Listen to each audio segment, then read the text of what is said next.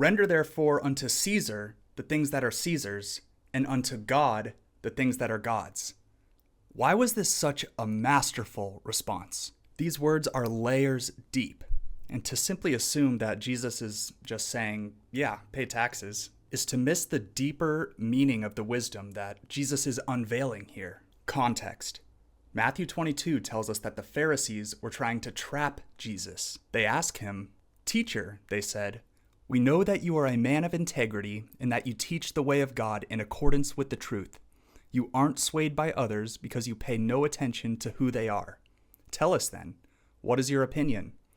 Is it right to pay the imperial tax to Caesar or not?" But Jesus, knowing their evil intent, said, "You hypocrites, why are you trying to trap me?" Why was this a trap? If Jesus said it is right to pay taxes unto Caesar, he would be encouraging Jews to comply with the subjugation. He would risk alienating Jews who resent Roman rule. If Jesus says that it is not right to pay the tax, he could be accused of sedition or treason against Rome, and the Romans would carry out the Pharisees' dirty work for them. So what does Jesus do next? He tells them, "Show me the coin used for paying the tax." They brought him a denarius, and he asked them, "Whose image is this? Whose inscription?" Why does Jesus ask this? He's giving a response that does answer the question, but in a way that the Pharisees fail to trap him, because the answer is enveloping a deeper point that Jesus is trying to make. The Pharisees replied, "Caesar's." Pause here. Again, the denarius has Caesar's inscription on it. But what has God's inscription on it? What bears his likeness, his image? Many important understandings throughout the Bible can be brought back or traced back to Genesis 1. Genesis 1, 26 through 27 states, "Then God said, let us make mankind in our image, in our likeness, so that they may rule over the fish in the sea and the birds in the sky, over the livestock and all the wild animals, and over all the creatures that move along the ground."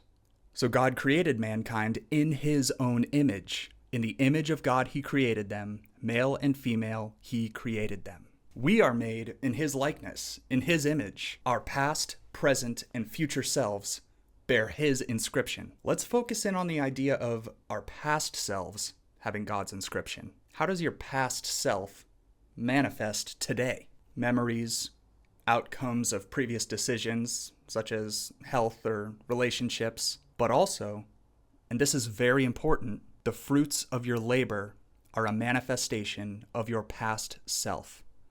In other words, money. You honor God with your past self in a big part by how you save and spend your money. So does your money, a partial manifestation of your past self, have an inscription of God or Caesar on it? I think Genesis 1 makes that quite clear. So as Jesus says, give back to Caesar what is Caesar's, and to God what is God's. Caesar has no right to claim the fruits of your labor. Notice Genesis 1 gives man sovereignty over the earth, but does not give one man sovereignty over another. The money that you have worked for and have been blessed with belongs to God. We just manage it or rule over it responsibly. And no other man has a divine right to confiscate your money without your consent by threat of force, aka taxation. Jesus answered the question of should we pay taxes by answering a different question.